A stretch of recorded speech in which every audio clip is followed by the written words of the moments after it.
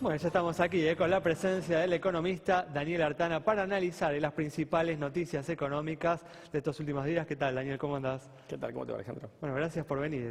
No, a ustedes por la invitación. Una semana en la que, como hablábamos, ¿no? En el primer bloque se dio un hito importante con el pago del BODEN 2015, un hecho que se anticipaba, ¿no? Con diversos tipos de especulaciones hace bastante tiempo, ¿no? ¿Vos cómo has visto que se ha manejado la cuestión? ¿Qué balance haces? ¿Crees que el gobierno manejó bien este vencimiento y la pérdida de reservas que hubo justamente como consecuencia de este pago? Bueno, ya que sea noticia hablar del pago de un bono, marca lo surrealista que es la Argentina, ¿no? O la economía argentina, porque estas cosas pasan desapercibidas en los países normales porque se supone que el gobierno consigue financiamiento para pagar los vencimientos de capital.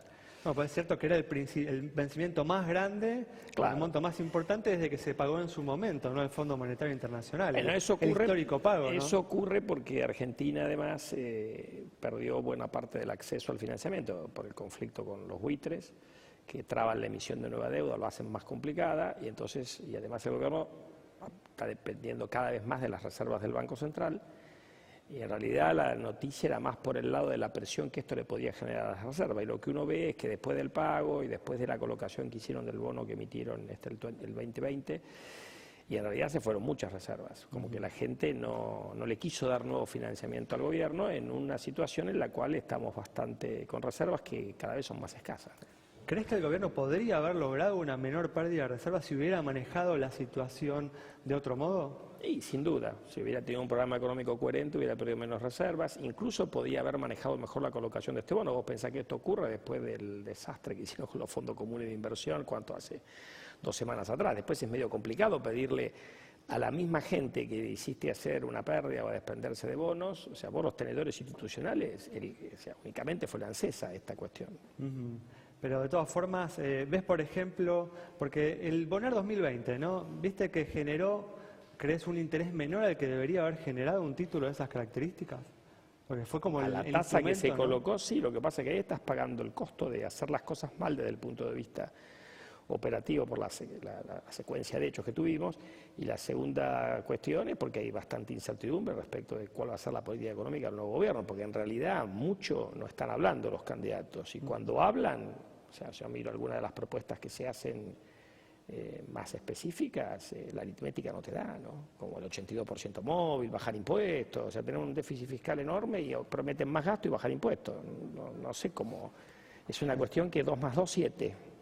No, es cierto. De todas formas, bueno, el gobierno justamente quedó, ¿no? Obligado de alguna manera en estos días a intentar buscar un respaldo adicional de China, ¿no? Como se ha especulado, ¿no? Se ha rumoreado. Parece que ¿no? y la verdad que nadie sabe bien cuánto hay disponible de China. Yo creo que algo más van a conseguir, a eso han ido a la reunión del fondo ahora a Lima y veremos si eso... Y de todas maneras las cifras que se están manejando, 2.000 millones de dólares, quizás un poco más, lo que le van a dar es alivio a este gobierno para llegar tranquilo hasta el 10 de diciembre. De todas formas, el problema es el financiamiento para el gobierno que sigue, que yo creo que es manejable, pero que requiere dar señales concretas de que vas a hacer política económica en serio, ¿no? De todas formas, también es un maquillaje, ¿no? Es un maquillaje contable, porque tampoco... Es endeudarte para sostener un número que se publica todos los días de reservas brutas del Banco Central, que no son tuyas en la medida que se las debes a los chinos. Lo que es cierto que las reservas el Banco Central las tiene disponible a un clic, porque la mayoría son líquidas, y la plata a los chinos, si se estructura igual que ahora, se debe a un año. De hecho, este mes Argentina tiene que pagar, en teoría, vence el primer pedido de plata a los chinos, supuestamente te lo renovarán, porque hay dentro del swap actual, que es más o menos 11.000 millones de dólares, te deberían volver a anotar, digamos, no le tenés que dar los dólares, porque Claro. si no la situación de reserva sería mucho más precaria. Ten en cuenta que el propio gobierno está diciendo 27 y piquito, y le debemos 11.000 a los chinos. Hablábamos justamente del bloque anterior con el público, ¿no? Salimos a preguntarle a la gente si espera, ¿no? Al igual que sucedió en el 2011, medidas económicas importantes luego de los comicios, suponiendo, ¿no? Que en los comicios hay un resultado que define, ¿no? La elección y no hay un balotaje, ¿no? ¿Vos esperás alguna medida al estilo del 2011? Por ejemplo, bueno, el 2011 fue el cepo cambiario, ¿no? Que se comenzó a aplicar en ese entonces. Y en realidad lo deseable sería que empezaran a mostrar que hay una intención de bajar el déficit fiscal, de hacer una política antiinflacionaria en serio, de que se va a poder conseguir financiamiento para hacer las correcciones que hay que hacer graduales, más cepo sobre el cepo, yo espero que no vayan por un camino de redoblar la apuesta con restricciones cuantitativas, porque ahí te empezás a parecer cada vez más a Venezuela, porque uno dice, la brecha es enorme. Sí, es enorme, 70%, 60%, no, en Venezuela es 850%, entonces siempre se puede estar peor. Yo supongo que por lo que dicen los candidatos, por lo que dicen, lo que dejan entrever, lo que dicen sus economistas, me parece que hay una voluntad de cambiar. La pregunta, me parece que la incertidumbre que hay hoy es hasta dónde están dispuestos a cambiar, hasta dónde están atrapados de esta suerte de statu quo que te ha generado el gobierno, como diciendo, bueno, mirá, todo lo que viene es sacarte conquistas sociales, cuando en realidad lo que hay que sacar son los curros del Estado, no las conquistas sociales.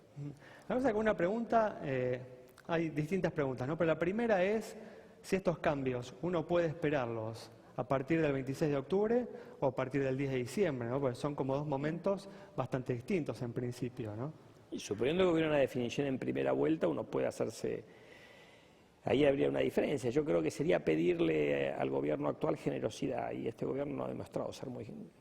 ha sido poco generoso con el futuro. No, además, yo tengo cierta duda, yo no digo que no se pueda hacer. Un gobierno que le ha dado mucha importancia al relato, ¿no? Por eso. Entonces mi impresión es que no va a haber grandes novedades. En realidad, para ponerlo en blanco sobre negro, lo que estamos preguntando es si, por ejemplo, el gobierno actual decide devaluar. Un 20%, pagó el costo.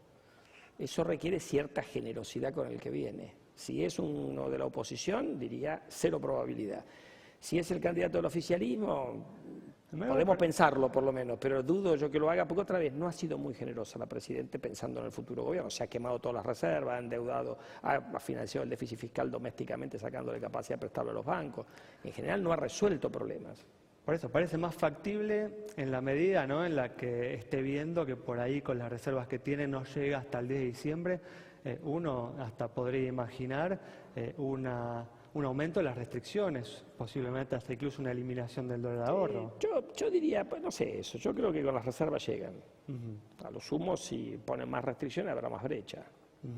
Esto depende de otras cosas también, pero digamos, uno puede decir que es más, si ponen más restricciones habrá más brecha.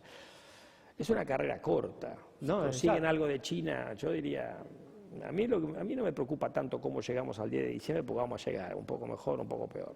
Con la más economía brecha, un poco mejor, un poco brecha. peor. En vez de crecer ¿Qué cero, significa, no? Un poco peor, un poco mejor. En vez de 70, 80 o 60, no me cambia mucho la cuestión. Los problemas están, y acá la clave es ver cómo va a actuar el futuro presidente, cuál va a ser su equipo económico, cuándo va a poner en práctica las medidas, si tiene el financiamiento para hacer algunas cosas gradualmente, si tiene que elegir entre algo gradual y algo de shock, qué es lo que pone de shock y qué es lo que pone gradual.